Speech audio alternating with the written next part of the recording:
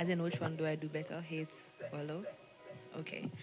Because, you see that question, who wrote that question in English? Because it could have been interpreted as, do I hate or love better? You know what I'm saying? Like, better? But that's not okay. That's not the question. Um, Love, I genuinely believe that I love better.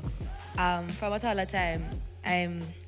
It was very hard for me to actually like keep grudges, because I feel like hating people or dislike or whatever. I feel like it's more. It takes a toll more on me than the other person, because them literally I live them life and be there, bust a sweat over them just existing, and that just unnecessary, to be honest. I feel like love is uh hmm, it's a feeling. Love is something that comes naturally, well, more naturally to me. I always have this. I realize that I have this thing with myself where it's innocent until proven guilty. I don't usually go around with preconceived notions of people, what people say. I usually just accept them for who I see them as, and it's a kind of, oh, after a while I'll see that, okay, this person so I'll probably step back, but it would never be hate. Like, I've only ever hated one person in my life, and she did. So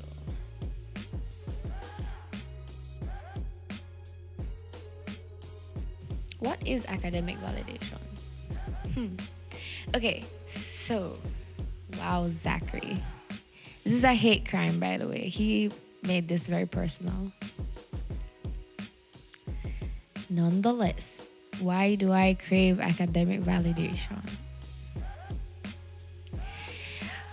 Okay, so I grew up, and I guess most of my life I've had to, well, I felt inclined because of circumstances to more or less be the model child. And a part of that was, I feel like one of the only times I felt seen was when I did well, which was often. I've always been held to a higher standard than most persons my age. I'm pretty young doing, I don't want to toot my own horn, but I've done a lot of stuff at my age. I'm graduating rather young. And that's mostly because I've been required. Part of it is I was required to do it from a very early age, but then it became a part of me. It became the only thing that felt constant. And I would just throw myself into academics.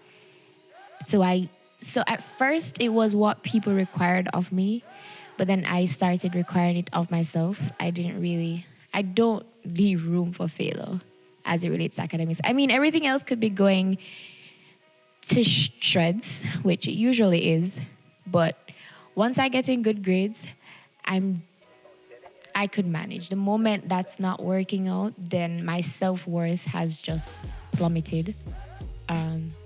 So why I seek it, I think, like I said, that's how I was raised. But then there comes a point where nurture becomes nature. And I think I've transitioned from it being something that other people required of me and something I started requiring of myself. Just to remind myself, that yeah.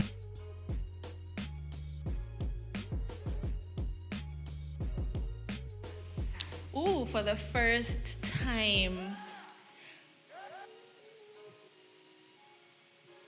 what, where do I see myself in the next 5 years? I've always been so excited to talk about what my future looks like.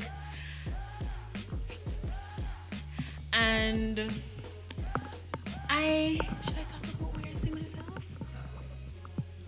Okay, because one of the first questions I really would want people to ask me about, but I don't think it would be like a first time question, is how do I balance school with having my son? Because I really need to get this off of my chest. Right? So start over. Okay. All right. One of the first questions I would love for people to ask me when they meet me for the first time is, how do I do it? How do I balance school with being a mother, managing my household, and running my business? And because it's challenging, and I'd say it's a challenge, but it's a challenge that I've grown through. It's one of those challenges that has broken me and rebuilt me into who I am today.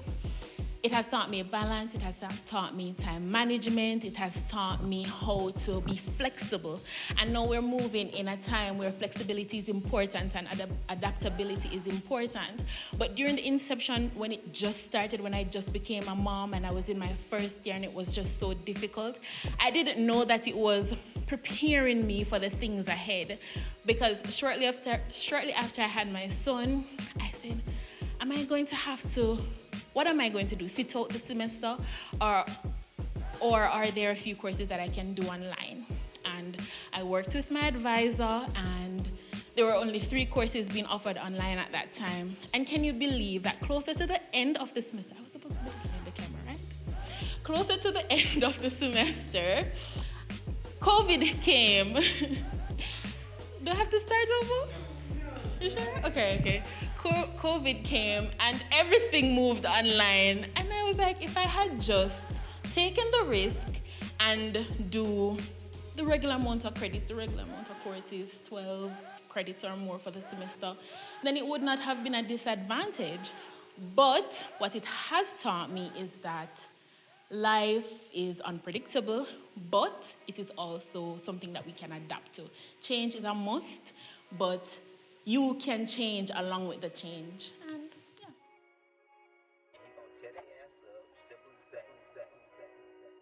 Well, that's a very interesting question. And while I'm thinking about it, I'm thinking about the word single. You know, oftentimes as individuals, we think that even though it's a tiny bit of a second, then it doesn't matter.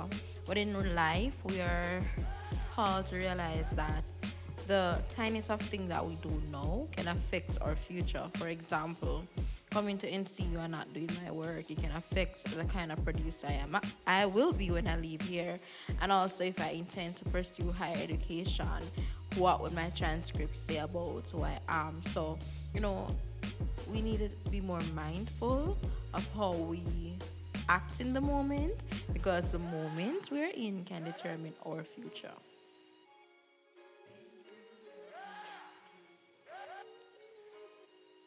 Wow, there are a lot of moments I can think about. You want me to pinpoint one? Okay. Perhaps earlier this year, I've been accomplishing quite a few things by God's grace. He's been guiding me, providing opportunities, and I've been maximizing on those opportunities. I'd say earlier this year, I did my very first, well, it was actually late last year, but I didn't start celebrations until earlier this year. I did my very first stand-up. And for journalism majors, you know what a stand-up is. It's basically when you go out in the street and you do your first story out on the road, right? So I did my very first stand-up. It went a lot better than I planned for. But in that moment, that one experience taught me my strengths and my weaknesses, stuff that being a journalism major for the past 3 years I did not know. But in that moment, I felt grateful because I was looking back at where I'm coming from and where I believe I'm heading. And I just felt grateful. I felt happy. I felt content. I felt pleased. You know, but just grateful, but just happy, but just feel nice. You know? Yes, I think that's one moment I can think of when I felt most grateful.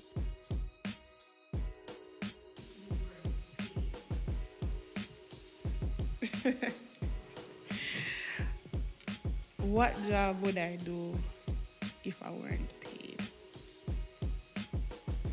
All right, I think that correlates with my dream job, which is being a movie critic. I would definitely do it for free. I would definitely just do it for fun and for kicks out of it. So yeah, I think that that's something that I would do for free and for money, if possible.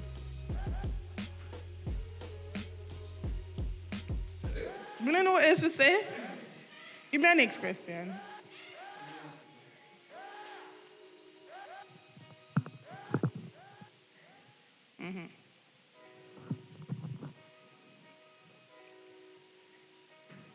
What previous dream do you see the most meaning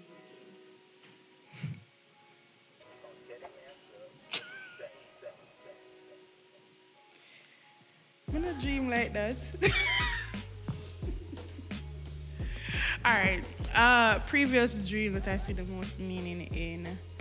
I think when I dream about where I go when I die, I think I dream a lot about afterlife, and I think it means something, but I don't know, and I would love to get clarity on it one day.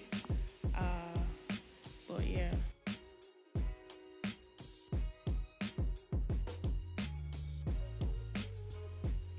Possibly not. I always wanted to be a doctor. I always wanted to do medicine.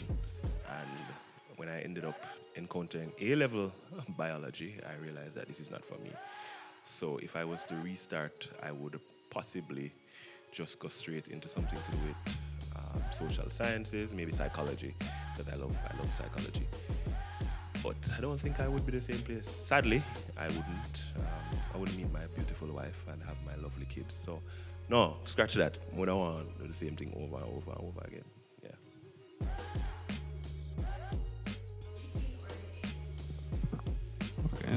Kind of question him here, but I'd say the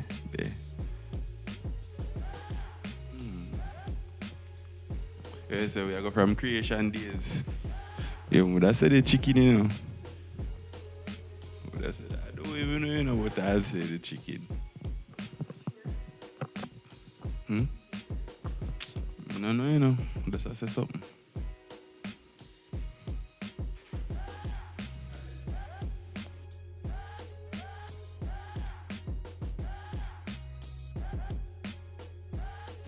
A small fish in a big pond.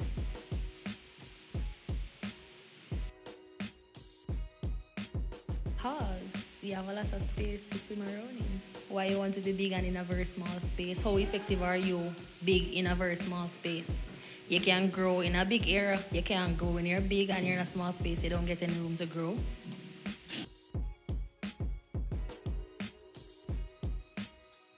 I mean, no, I don't think so. Because everything... Start over. Let me think on that one. That's a good question. Keep it rolling.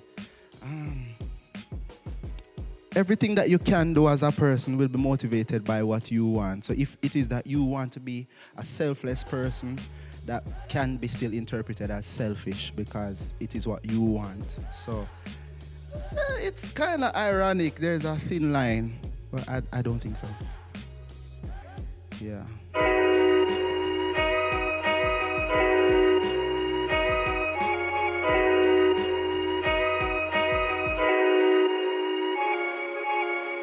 Tear the ass up, simple as that.